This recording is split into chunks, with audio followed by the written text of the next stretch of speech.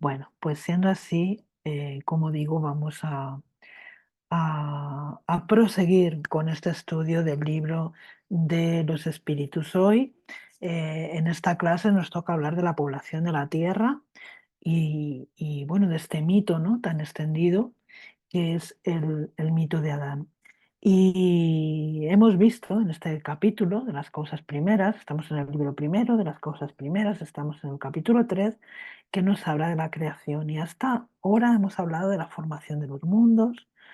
Rosa la semana pasada nos habló de la formación de los seres vivos y hoy, como digo, trataremos este tema de la población de la Tierra y de Adán, continuando la semana que viene con la diversidad de las razas humanas y de ahí en adelante con la pluralidad de mundos y las consideraciones y concordancias bíblicas respecto a la creación.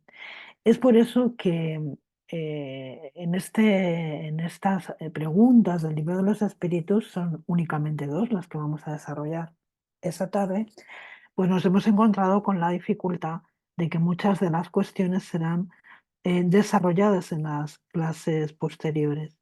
Así que hemos querido aquí nada más que ofrecer algunas pinceladas, ¿no?, al respecto de esta cuestión de la población de la Tierra, de las razas, etcétera, etcétera, que como digo, pues van a ser vistas con posterioridad.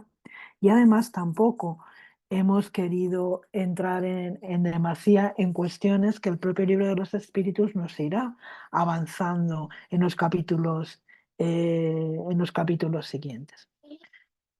Dicho esto, como digo, solo vamos a traer aquí algunas pinceladas. Y para contextualizar un poco todo lo que estamos viendo y lo que hemos venido hablando y lo que vamos a ver en la tarde de hoy, tenemos que recordar que estamos en el año 1857.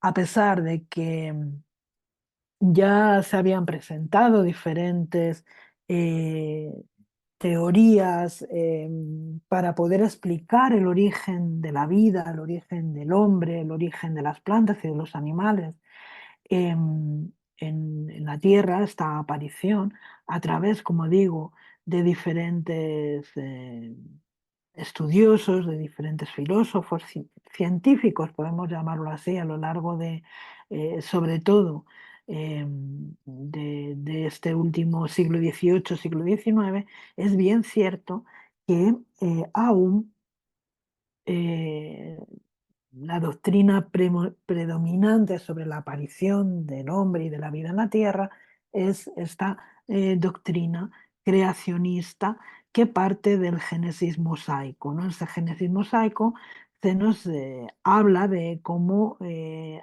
Dios crea el mundo, crea los animales y crea al hombre y a la mujer, ¿no? Como vamos a ver muy, muy por encima.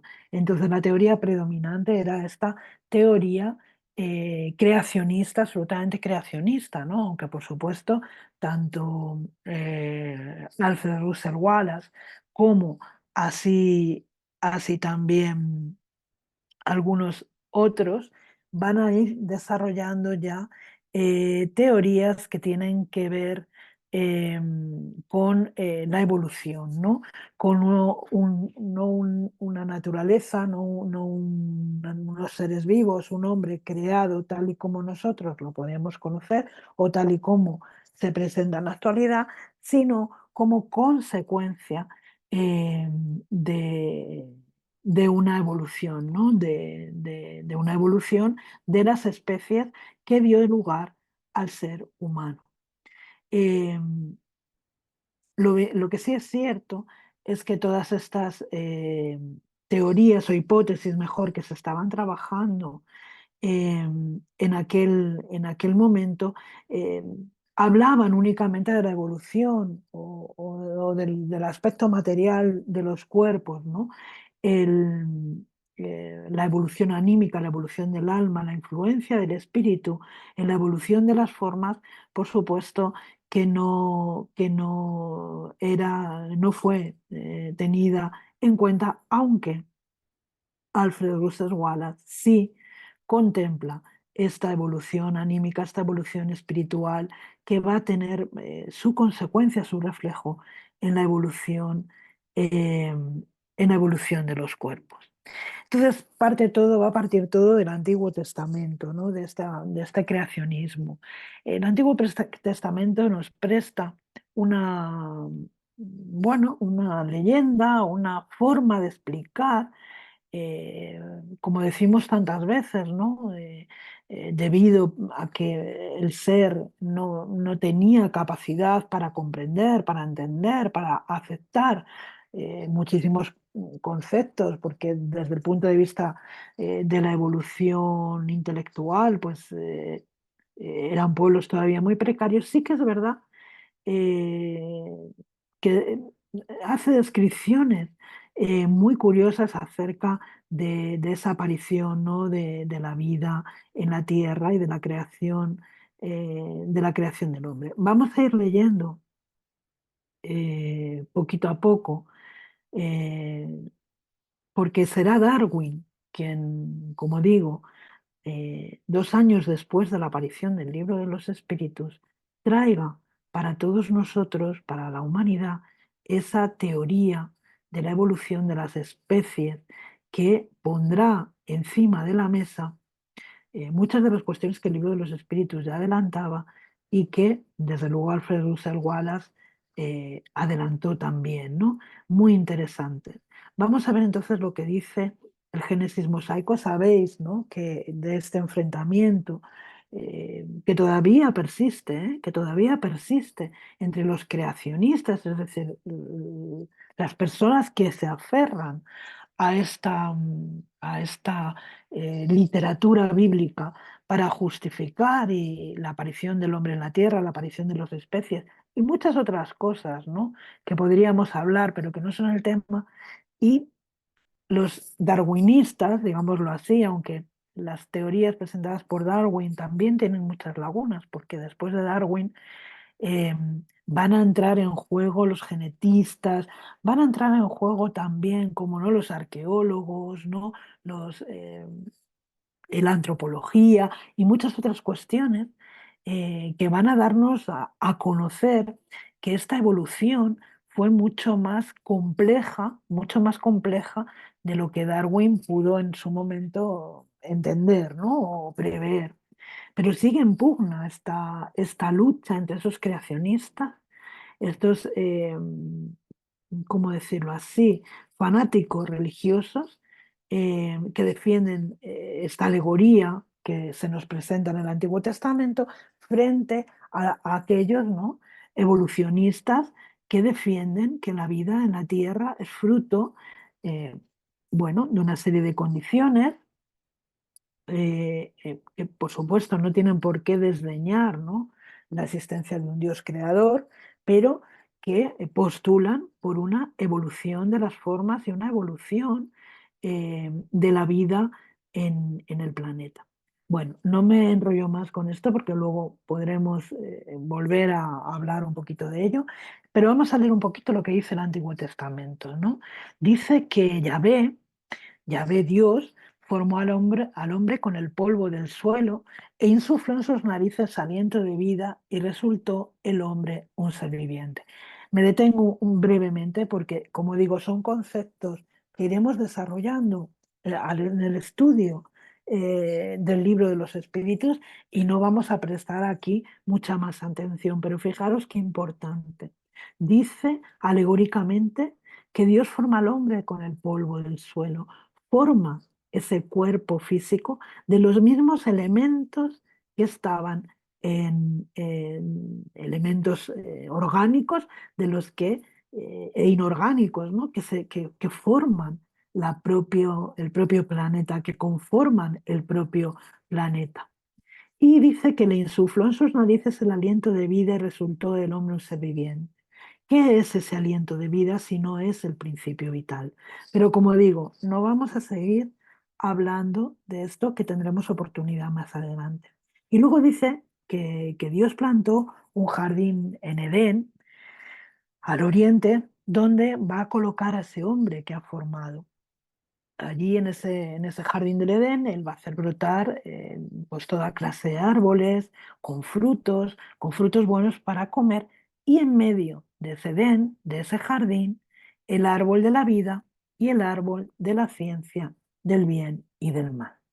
Dice también en esta descripción que de Edén salía un río que se partía en cuatro brazos, cada uno de ellos, pues, bueno, regaba una región diferente, pero sitúa ese Edén, sitúa ese lugar de la creación, esa aparición del hombre en una zona muy concreta de nuestro planeta, ¿no? De la geografía de nuestro planeta. Lo sitúa en lo que hoy sería Irán, Irak, Etiopía, es decir, en esa zona, cuando hoy, gracias a los descubrimientos de los fósiles, sabemos que, bueno, el hombre, esas ramas, ¿no? de- que después veremos un poco por encima, podemos situarlas en el continente africano, ¿no? Lo cual, pues viene a ser muy, muy, muy interesante. Eh, Perdón. Y bueno, pues Yahvé deja al hombre allí en ese jardín de Edén, pues para que lo labre, para que lo cuide, pero le impone un mandamiento y le dice que puede comer de cualquier árbol del jardín, pero que no puede comer del árbol de la ciencia del bien y del mal, porque el día que comiera de él moriría sin remedio, ¿no? Eh, bueno, pues no vamos a comentar sobre este capítulo, que podremos comentar más adelante, pero dice también que, bueno, Dios se dio cuenta de que no era bueno que el hombre estuviera solo y que pues le haría una ayuda adecuada, ¿no? Y aquí viene esa parte en la que Dios, que había formado todos los animales del campo y todos los animales del cielo, para ver, los lleva delante de este Adán, ¿no? Para ver cómo los llamaba, es decir, para que les pusiese nombre a todos los animales, los ganados, las aves, pero no encuentra ahí el hombre la ayuda que él necesita y entonces, pues de una costilla de Adán, crea a la mujer, ¿no? A Eva. Crea esta primera mujer que es Eva.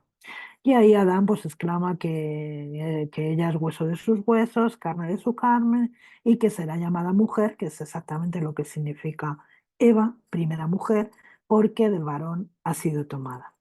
Y bueno, dice que por eso el hombre dejará a su padre, dejará a su madre, se unirá a una mujer, como si fueran una sola carne. Bueno, aparece la serpiente, ¿no? Que ya sabéis que bueno, viene a simbolizar para algunos la sabiduría, para otros el demonio. Y bueno, pues la serpiente le dice a Eva le pregunta a Eva, eh, que cómo es que Dios les ha dicho que no puedan comer de determinados árboles del jardín, ¿no? Eh, entonces, bueno, la serpiente engaña a Eva, supuestamente, le dice que porque coman de ese árbol no van a morir, y es así cuando llegamos a ese momento en que Eva come la manzana, muerde la manzana, se la da a morder a Adán, y se produce ese momento terrible en que aparece Dios paseando por el jardín del Edén, se da cuenta de que ellos se han tapado, ¿no? Porque antes estaban desnudos, ¿no? Simboliza esa inocencia y bueno, pues han perdido la inocencia porque han comido del árbol, del fruto del árbol del bien y del mal. Dios se da cuenta y entonces es cuando se produce ese momento, ¿no? En que los castiga, ¿no? Se da cuenta de que se están escondiendo de él porque sienten vergüenza de su desnudez y pues castiga a Adán, castiga a la propia serpiente, ¿no? A la que la condena a arrastrarse para toda la eternidad sobre su vientre y bueno, pues a la mujer, por supuesto, también, ¿no? Parirás con dolor, al hombre pues ganarás el pan con el sudor de tu frente, eh, todas estas cuestiones que ya sabemos, que ya conocemos, que nos relata el, el, el texto bíblico, ¿no? Son expulsados del Edén, tienen que, a partir de ahí, buscarse el sustento, buscarse el pan, ¿no? Conseguir el pan con el sudor de su frente, y bueno, pues son expulsados de este supuesto paraíso. Todo esto también tiene dentro de la doctrina espírita eh, una posible explicación, ¿no? Que tampoco de la que tampoco vamos a hablar en este momento. Simplemente situarnos un poco en en esta cuestión para entender por qué. Porque Allan Kardec introduce esta temática al respecto de Adán en el libro de los espíritus. El mito de Adán y Eva, bueno, se remonta, como vemos, a este Génesis mosaico. eh, Se supone que es un texto escrito de puño y letra del propio Moisés, y bueno, pues recoge lo que la tradición islámica y judeocristiana han querido representar, ¿no? Que fueron los primeros seres humanos en existir, son los protagonistas del relato bíblico, también del coránico, eh, y es uno de los relatos cosmogónicos más conocidos de la antigüedad, más famosos de la antigüedad. Es el punto de partida de esa mitología judía que más adelante van a heredar el cristianismo y, por supuesto, el islam. Ha sido, es un mito que ha sido motivo de muchísimas interpretaciones, es un mito que está presente en nuestras artes, está presente en toda la teología, ha dado lugar, ¿no? A toda una teología al respecto del pecado original, etcétera, etcétera, ¿no? Eh, y también en la literatura, ¿no? Ha sido siempre materia de debate, ¿no? Entre teólogos, estudiosos, cristianos, etcétera, que, bueno, pues intentaban conseguir interpretar de una manera correcta las alegorías que presenta este relato, ¿no? Lo cierto es que las conclusiones que han sacado o que sacaron, pues han modelado la sociedad, sobre todo en Occidente, ¿no? Por ejemplo, como hemos dicho, ¿no? Este hecho de que fuera Eva quien diera de comer el fruto a Adán, pues ha sido interpretado como prueba más que suficiente de la naturaleza pecaminosa de la mujer, ¿no? Y eso ha tenido como consecuencia que la mujer ocupe o ocupemos o ocupáramos en muchos, y sigamos ocupando en muchos pueblos, un lugar subordinado en la sociedad a lo largo de la historia, ¿no? Hasta el punto de que en el siglo XIX se estaba debatiendo todavía si la mujer tenía alma, ¿no? Bueno, la cuestión del pecado original también ha sido un tema de debate. Es el pecado de Adán y Eva que se transmite y se hereda a lo largo de las generaciones. Y aquí no lo he traído para este estudio, pero prometo traerlo para los próximos estudios, los próximos días, porque aquí hay una cosa muy curiosa que relaciona el pecado original con la herencia genética. ¿Vale? No os digo más, pero lo traeremos en próximos estudios. Bueno, la cuestión es que esta cuestión del pecado original trajo como consecuencia el rito del bautismo, ¿no? Pues porque para borrar ese pecado original que hemos ido heredando de padres a hijos a lo largo de la historia, gracias a Adán y Eva, pues bueno, que hemos cargado, ¿no? La humanidad con ese pecado milenario, esas consecuencias de aquella desobediencia a Dios, ha traído como liberación este rito del bautismo, ¿no? También ha habido otras interpretaciones laicas del mito de Adán y Eva y que han traído como concepto, por ejemplo, pues que el árbol del conocimiento del bien y del mal es una metáfora del saber humano, del conocimiento humano, de la razón, de la capacidad de inventiva, de la capacidad creativa con la cual los seres humanos podemos de alguna manera tratar de ser como dioses cambiando a nuestra voluntad la naturaleza del mundo en el que vivimos.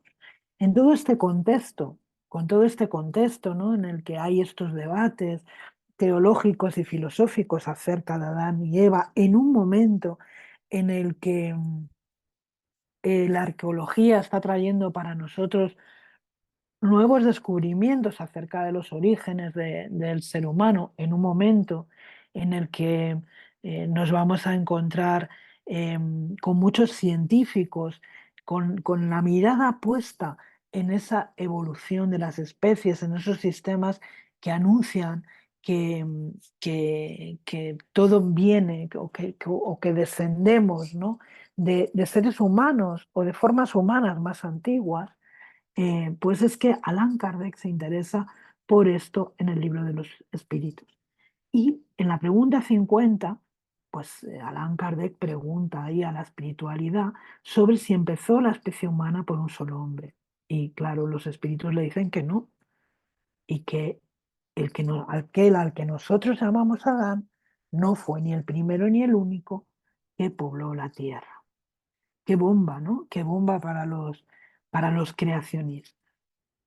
Y en la pregunta 51, pues claro, dice, no descartando, o sea, sin descartar la existencia de Adán, es decir, dando como posibilidad que Adán, este Adán, hubiera existido en algún momento, pues pregunta, ¿en qué época fue eso, no? Y dicen los espíritus, poco más o menos en la que vosotros señaláis, esto es cerca de 4000 años antes de Cristo, ¿no? 4000 años antes de Cristo es la época en la que, según la Biblia, según el Génesis mosaico, comienza todo. Comienza todo. En 4000 años antes de Cristo comienza la creación del mundo y todas estas series de venires, ¿no?, que relata el Génesis bíblico.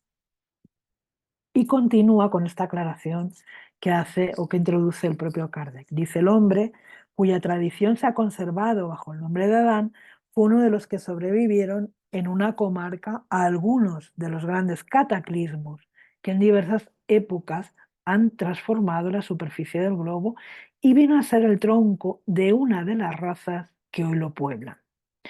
Las leyes de la naturaleza se oponen a que hayan podido realizarse en algunos siglos los progresos de la humanidad patentizados mucho tiempo antes de Cristo. Si el hombre no hubiese vivido en la tierra más que desde la época señalada a la existencia de Adán, perdón, he leído fatal.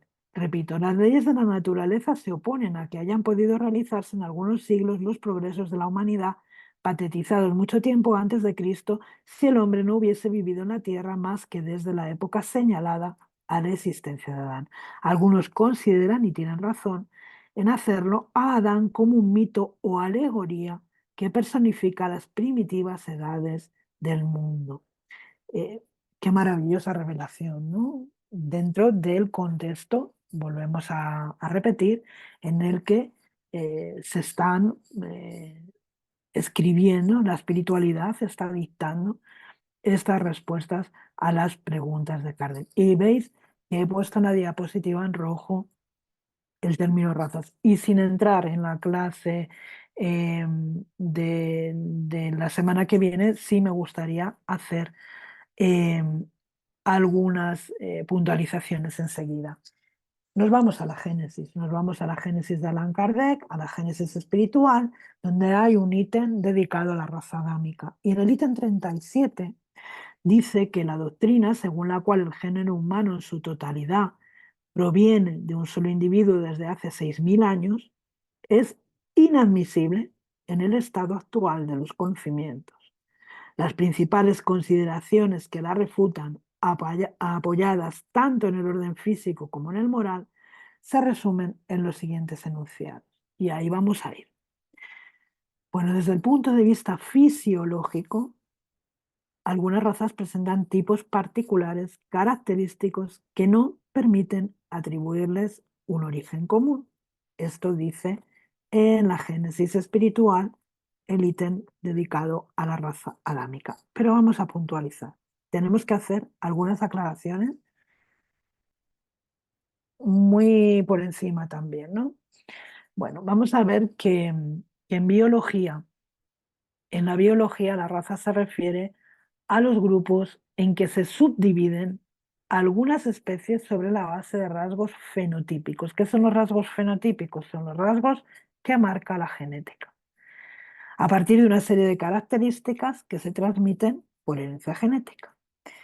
Bueno, el término raza va a comenzar a usarse en el siglo XVI y tuvo su auge en el siglo XIX, adoptando incluso una categoría taxonómica equivalente a subespecie. En 1905, el Congreso Internacional de Botánica va a eliminar el valor taxonómico de raza para las plantas. Este uso se mantiene en la lengua común y es muy frecuente cuando se trata, por ejemplo, de los animales domésticos. En el caso del ser humano, el Homo sapiens, los especialistas afirman que ya es inadecuado el uso del término raza para referirse a cada uno de los diversos o diferentes grupos humanos. Tenemos que utilizar y tendemos ya a utilizar el término etnia o población para definirlos. Más aún, los científicos consideran que para referirse a seres humanos biogenéticamente las razas no existen. Estamos hablando de interpretaciones sociales. Debido a las diferencias fundamentalmente culturales, por supuesto que también físicas, por supuesto que sí, y de costumbres, que los occidentales, es decir, los europeos de aquellas épocas encontraron en los lugares del mundo que fueron colonizando, determinaron que la raza, la nuestra, la blanca, la aria, era, bueno, genéticamente mejor, era no solo genéticamente, no solo en términos de genética, sino en todos los sentidos. El hombre blanco, el hombre europeo, era el hombre tipo, el hombre tipo. Y de ahí estableció estas diferencias, ¿eh? Eh, que empiezan por la propia terminología, ¿eh? Esta terminología que es la de raza, para generar esa, alimentar esas diferencias. Si yo no soy de la misma raza y además soy el conquistador, pues soy de una raza superior, soy más inteligente, en el mundo en el que yo vivo hay avances tecnológicos, hay avances científicos, hay avances filosóficos, a diferencia de muchos de aquellos pueblos, ¿no?, que aún vivían en condiciones muy precarias. Eso significa que yo soy de una raza diferente y una raza superior. Tenemos que contextualizar todas estas cuestiones, ¿no?, y estudiar muy bien lo que dice Kardec al respecto, comprendiendo este contexto. Bueno, nos dice, por ejemplo, José Marín González, que es doctor en antropología de la Universidad de la Sorbona en París, que las razas no existen, ni biológicamente ni científicamente. Los hombres, por su origen común, pertenecen al mismo repertorio genético. Las variaciones que podemos constatar no son el resultado de genes diferentes. Si de raza se tratara, hay una sola raza, que es la raza humana. Y Sergio Pena, que es otro investigador, dice que existe ya un contexto entre los antropólogos y los genetistas humanos de que desde el punto de vista biológico las razas humanas no existen. Y tenemos que quedarnos con estas declaraciones también de la UNESCO, que dicen que todos los seres humanos que viven hoy día pertenecen a la misma especie y descienden del mismo tronco. La división de la especie humana en razas es en parte convencional y en parte arbitraria y no implica ninguna jerarquía en absoluto. Esto es muy importante, es decir, no hay razas inferiores, no hay razas superiores, porque no hay razas. Biológicamente somos todos iguales. El conocimiento biológico actual no nos permite imputar los logros culturales a las diferencias en el potencial genético. Es decir, esto de que el hombre blanco, por su potencial genético, ha alcanzado mejores cuotas o mejores logros en la cultura, en la ciencia. Esto es mentira, es una falacia, ¿eh? Tiene que atribuirse, como dice la UNESCO, a la historia cultural de los diferentes pueblos. Los pueblos del mundo actual parecen poseer igual potencial biológico para alcanzar cualquier nivel de civilización. Es decir, que aquellos pueblos que nosotros podemos considerar o etnias menos civilizados, si puede decirse de esta manera, me vais a perdonar, no es porque biológicamente estén impedidos, porque sean razas inferiores o pertenezcan, como se ha creído, a razas inferiores, sino que tiene que ver con las posibilidades, ¿no? Con el ambiente, con las circunstancias que han rodeado la historia de esos pueblos. ¿De acuerdo? Bueno, pues vamos a seguir porque eh, en la génesis espiritual, en ese ítem de la raza adámica, em, se dicen cosas muy interesantes. Dice que Adán y sus descendientes están representados en el Génesis como hombres esencialmente inteligentes, puesto que desde la segunda generación, es decir, desde que Adán y Eva tienen hijos, construyen ciudades, cultivan la tierra y forjan los metales. Sus progresos en las artes y en las ciencias son rápidos y duraderos. No se podría concebir, por lo tanto, que ese tronco haya tenido como ramas numerosos pueblos tan atrasados, de inteligencia tan rudimentaria a tal punto que en nuestros días aún rozan la animalidad. Contextualizamos, ¿de acuerdo? Lo que yo acabo de decir. Al tal punto, perdón, además de que han perdido todo rastro, incluso hasta el mínimo recuerdo tradicional de lo que hacían sus padres. Una diferencia tan radical en las actitudes intelectuales y en el desarrollo moral constituye una prueba no menos evidente de que existe una diferencia de origen. Como hemos visto, la ciencia de hoy echa por tierra esta teoría que nos trae aquí la génesis espiritual al respecto de la raza adámica. Todos procedemos de un mismo tronco común, ¿de acuerdo? Las diferencias que observamos no tienen que ver, eh, como hemos dicho, con la inteligencia, con las posibilidades a nivel genético, con nuestro desarrollo genético. No tiene nada que ver con esto, ¿de acuerdo? Aquí Allan Kardec está postulando algunas cuestiones, pero hay que revisarlas a la luz de la razón y a la luz de lo que nos dicen las investigaciones de este último siglo.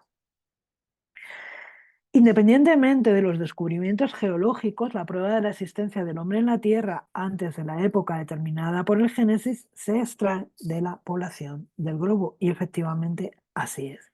Vamos a hacer algunas otras aclaraciones, porque fijaros, en agosto de 1856 unos canteranos procedieron a la voladora de unas rocas calizas en la cueva Feldhofer, muy cerca de Düsseldorf, en Alemania, cuando van a encontrar entre esos restos la parte superior de un cráneo, ¿no? Lo que se llama la calota o la calvaria, así como los restos de algunas otras partes del esqueleto postcraneal. Bueno, el descubridor decide enseñar estos restos a un reputado especialista, que es un profesor de anatomía de la Universidad de Bonn, que va a afirmar que deben pertenecer a una de las razas humanas más antiguas, ¿no? Dice que quizá puede ser un bárbaro que vivió en el norte de Alemania unos cuantos miles de años atrás, antes de la llegada de las tribus celtas y de las tribus germanas. Pero en 1829 se descubrieron varios restos humanos en la localidad belga de Engis.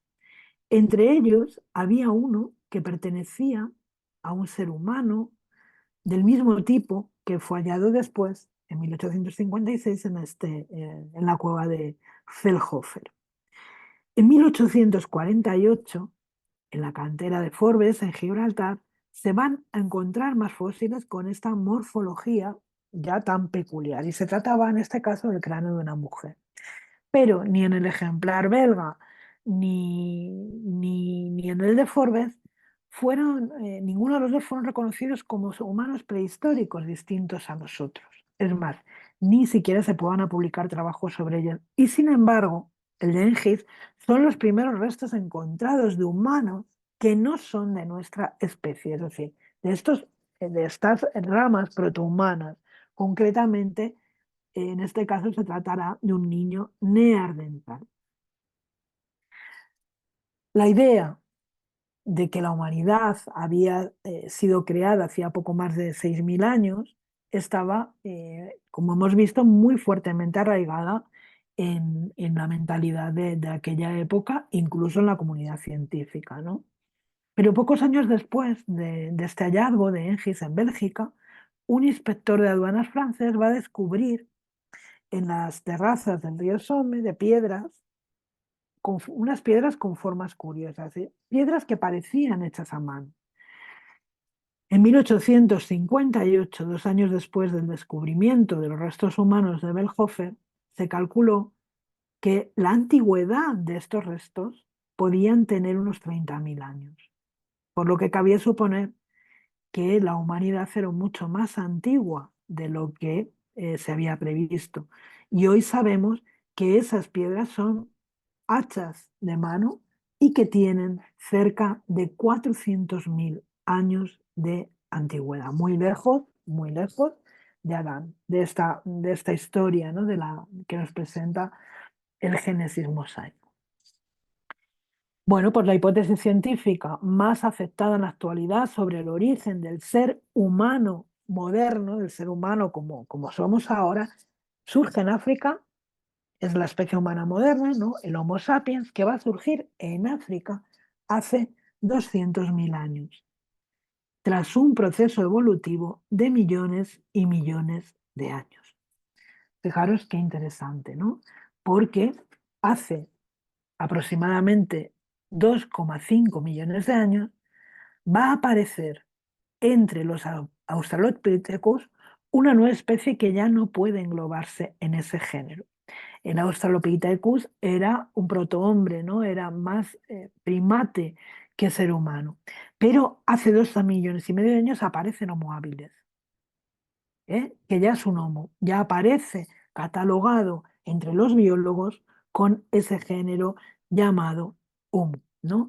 Aquí vamos a ver en esta foto el árbol evolutivo humano apoyado en los análisis de ADN de Atapuerca, el homo antecesor que vivió hace prácticamente 1 millón de años, unos 850.000, y después, hace 700.000 años, va a bifurcarse. Hay una bifurcación evolutiva, una que va a conducir al Homo sapiens y la otra que va a conducir a ese denisóvano, ¿no? Recientemente descubierto, y al Homo neandertal, ¿no? Que aparece hace 40.000 años. Muy interesante todo este recorrido. El Homo sapiens, como veis, aparece aproximadamente hace 700.000 años, el hombre moderno hace 200.000 y el Homo neandertal hace 40.000 años. Bueno, pues vamos a seguir, porque vamos a hablar un poquito de ese primer Homo, ¿no? De ese Adán, si queremos llamarlo así. El Homo habilis tenía, bueno, pues superaba en mucho la capacidad craneana, la capacidad intelectual del Australopithecus, ¿no? Fue el primer homínido que va a aprender a tallar piedras, a hacerlas cortantes, a hacer herramientas, ¿no? Y esto va a ser muy importante para la evolución. Así porque va a tener armas de caza mucho más eficientes, tiene mucha facilidad para fabricar útiles de piedra, ¿no? Ahí es donde comienza lo que nosotros llamamos la edad de piedra, ¿no? Que es el paleolítico, ¿no? El paleolítico, en este caso el paleolítico inferior. El Homo habilis se va a extender rápidamente por todos los territorios habitados por los Australopithecus y, bueno, lo que va a suceder es que poco después de su aparición, cuando hablamos de poco después, hablamos de muchos miles de años, se va a producir un cambio climático, ¿no? Va a haber un descenso importante de las temperaturas en todo el globo y bueno, ya sabemos que desde el Precámbrico, además, es uno de los 7 periodos o 7 días, ¿no? que nombra el Antiguo Testamento, esos 7 periodos geológicos de la Tierra. El Precámbrico es uno de ellos, pues la Tierra va a pasar por periodos de frío, glaciaciones, etcétera, etcétera, ¿no? Algunas de las cuales van a traer como consecuencia el exterminio o la extinción de algunas especies. Pero esta va a ser la primera glaciación que va a afectar a estos homínidos, ¿no? Entonces, lógicamente, a consecuencia de esto, las condiciones de la vida en la Tierra van a empeorar, va a haber problemas para la caza porque pues los inviernos van a constituirse como periodos de hambruna, ¿no? Pero estos homínidos se van a adaptar, perdón, a las circunstancias, ¿no? Más aún, en plena glaciación, hace 2 millones de años, va a surgir una nueva especie que va a ser el Homo erectus. ¿Eh? Eh, la primera glaciación, hay otra glaciación en la era cuaternaria, que va a tener lugar 1 millón de años atrás y que va a ser mucho más intensa que la anterior, ¿no? Y ahí va a empezar la competencia entre estas diferentes especies de homínidos, perdón, que va a traer como consecuencia el exterminio y la extinción de los Australopithecus, ¿no? Y la del Homo habilis también, aproximadamente 800.000 años atrás. El Homo erectus va a sobrevivir. ¿Por qué? Porque ¿cómo va a conseguir sobrevivir? Porque ha aprendido a valerse del fuego, ha descubierto el fuego. Él no sabía producirlo ni controlarlo en un principio, sino que se encontraba con él cuando un rayo en una tormenta incendiaba un árbol, pero aprendió a conservarlo como algo valioso y esto le procuró la posibilidad de sobrevivir. La glaciación termina hace unos 700.000 años atrás y el Homo erectus aprende entonces a controlar el fuego, con lo cual puede protegerse del frío, puede cocinar y puede defenderse también, ¿no? De los animales que por miedo al fuego pues no podían hacerle daño, ¿no? Ahí en la era cuaternaria, alrededor de unos 600.000, 300.000 años, hay otra segunda glaciación y el Homo erectus en esa ocasión lo que va a aprender es a organizarse para cazar grandes mamíferos, ¿no? Esas imágenes que todos tenemos de estos grupos humanos rodeando a los mamuts, rodeando a la caza, ¿no? Aprende a colaborar, a cooperar, lo que también va a ser un salto evolutivo importante, ¿no? Y su vida se va a parecer mucho más a la de los mamíferos cazadores, ¿no? Pero su inteligencia eh, va a compensar su inferioridad física, ¿no? Bueno, pues ya resulta que estas adversidades climáticas no van a ser tales adversidades, no van a ser tales obstáculos, ¿no? Eh, para que este Homo erectus empiece a proliferar en la Tierra. Pero al igual que les va a ocurrir, que les ocurrió a los Australopithecus, se va a encontrar con que cada pequeño grupo, cada pequeño clan, digámoslo así, ¿no? Que era como ellos se organizaban, pues va a requerir una cantidad de territorio para poder subsistir, ¿no? Un territorio para poder cubrir sus necesidades, donde este ser pueda encontrar alimento de las bayas, de las raíces del suelo y pueda encontrar también algún animal eh, para la caza. Pero esto es precisamente lo que va a hacer que paulatinamente se extienda por toda la tierra, porque estamos hablando de esos primeros seres que no son agricultores todavía, ¿no? Eh, Ellos son nómadas, ellos van detrás de la caza, ellos van buscando bayas, buscando raíces, se mueven y van extendiéndose por todo el territorio, ¿no? Son cazadores, fundamentalmente recolectores, cazadores. Viene una nueva glaciación hace aproximadamente 200.000 años y que tiene una duración de 100.000, imaginaros, ¿no?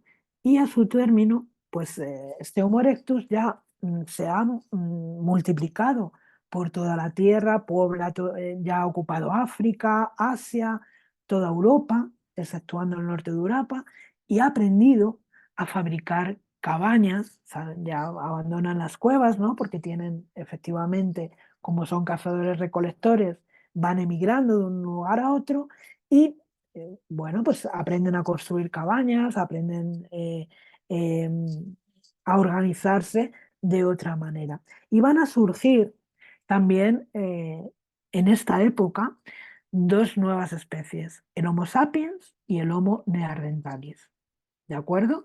En Alemania se va a encontrar un fósil de un preneandertal de al menos 200.000 años. Y en la zona de Israel, un fósil de hace unos 100.000 años, antecesor del Homo sapiens, ¿no? Eh, el Homo erectus va a extinguirse aproximadamente hace unos 90.000 años y con la aparición de estas especies va a iniciar el paleolítico medio. Y vamos un poquito más adelante. Este Homo sapiens, con una capacidad craneal muchísimo mayor, al igual que el neandertal, se van a extender por Europa, por Asia y por África. Ellos cazan todo tipo de animales, se van adaptando de una manera muy eficiente al medio ambiente, a los ecosistemas. Y bueno, como curiosidad, hace 40.000 años el Homo sapiens se va a convertir en el primer poblador humano de Australia. ¿Eh? El Homo sapiens se va a caracterizar por su inteligencia, por su superioridad cultural frente al neandertal, que también era un ser inteligente, pero quizá, quizá esa superioridad cultural fue lo que hizo que el Homo sapiens se adaptara mejor, ¿no? Y ahí vamos a iniciar el Paleolítico superior. Dicen los estudiosos que una buena prueba de esa superioridad del Homo sapiens es que la población creció muy poco tiempo, ¿no?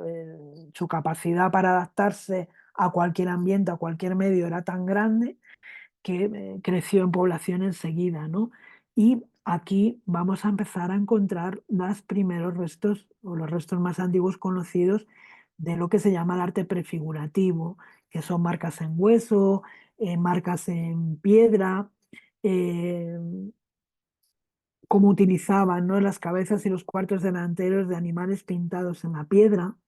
Eso tiene una datación de hace 30.000 años. Y ahí se ve que hay una evolución intelectual importante. Nos dicen también que es muy difícil ponerle fecha a esto, ¿no? Pero se sabe que el hombre va a adquirir este Homo sapiens, va a tener una característica, ¿no?, muy peculiar, que es la capacidad del pensamiento abstracto, es decir, la capacidad de pensar en algo sin necesidad de un estímulo externo. Eso hizo que desarrollara el lenguaje articulado, lo cual es un salto evolutivo también muy importante, porque aunque los homínidos llevaban mucho tiempo comunicándose con eficiencia, se comunicaban mediante algunas articulaciones de sonidos, pero sobre todo con gestos, ¿no? Sin embargo, el Homo sapiens, el neandertal, ya tienen una forma de lenguaje articulado, una forma de lenguaje moderno, ¿no? El lenguaje suponía la posibilidad de aludir a algo de forma unívoca, independientemente del contexto. Es decir, el papel que jugó el lenguaje en esta evolución humana es muy importante, porque podían poner palabras a lo que sentían, podían ofrecer informaciones y sobre todo había una transmisión cultural, ¿de acuerdo? Esto es muy importante, ¿no? Van a aparecer aquí las figuras esquemáticas, que era un medio de ponerse de acuerdo en el significado de las palabras, es decir, empieza aquí esa protoescritura, podríamos decirlo así, eh, y hacían dibujos sobre las presas que iban a cazar, todos tenemos en nuestra cabeza algunas de esas representaciones, y también eh, aparece el pensamiento mágico, ¿no? Ellos empiezan a imaginar y a dibujar los animales como una forma mágica de atraer sus espíritus, ¿no? Es difícil saber, en definitiva, cómo concebían el mundo, pero es en este momento cuando el Homo sapiens empieza a cobrar conciencia de su existencia. Aquí podemos hablar efectivamente de esa hominización, ¿no?, de ese proceso de hominización del que tanto habla la doctrina espírita y que veremos en otro momento. Él podía, eh,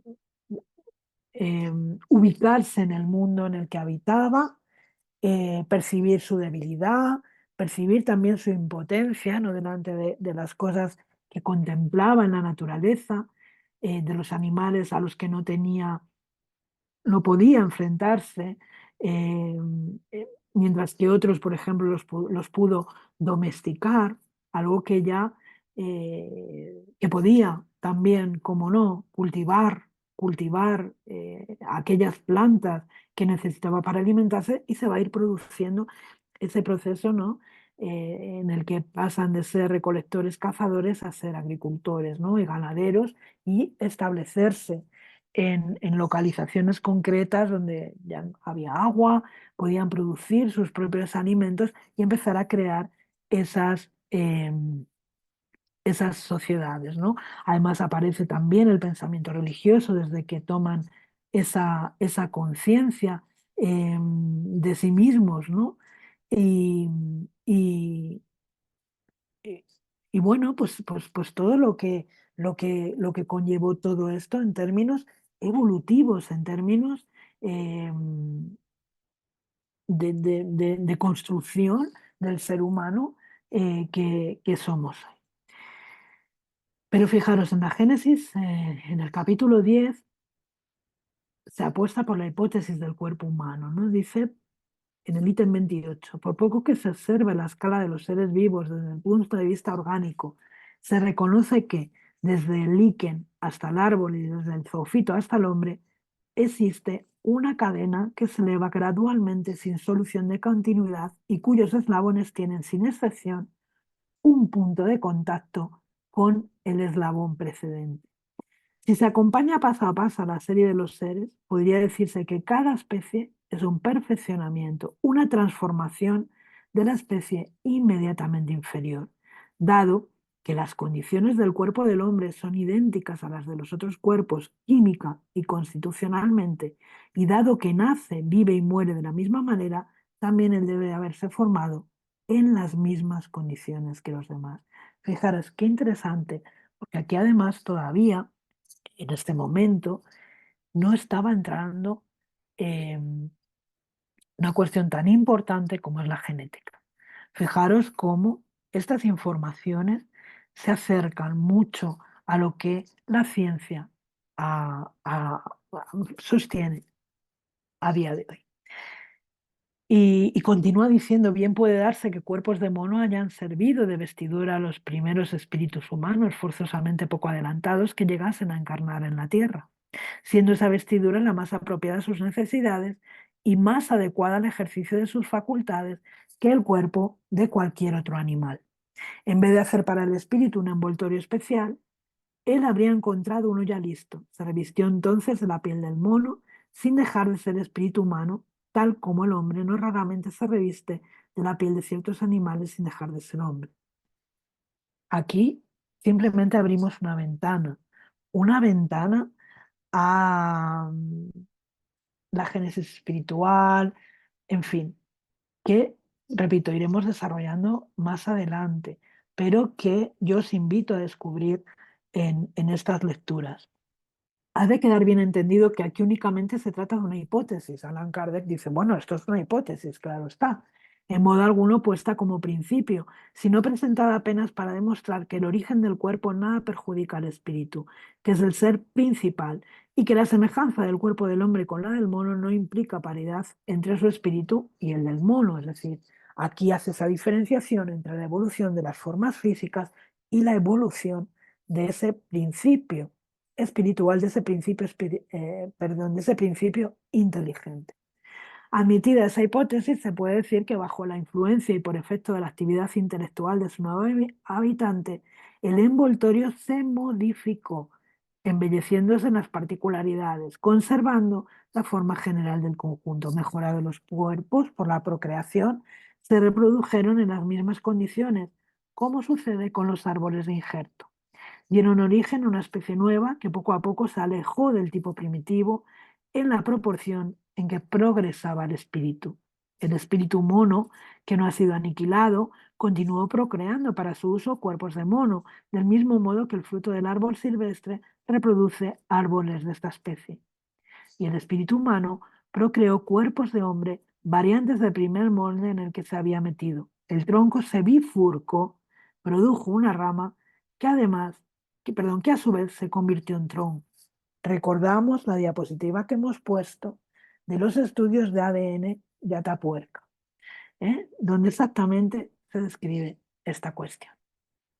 Y vamos a terminar con León Denis. Con León Denis, que nos habla de cómo en la naturaleza todo se encadena.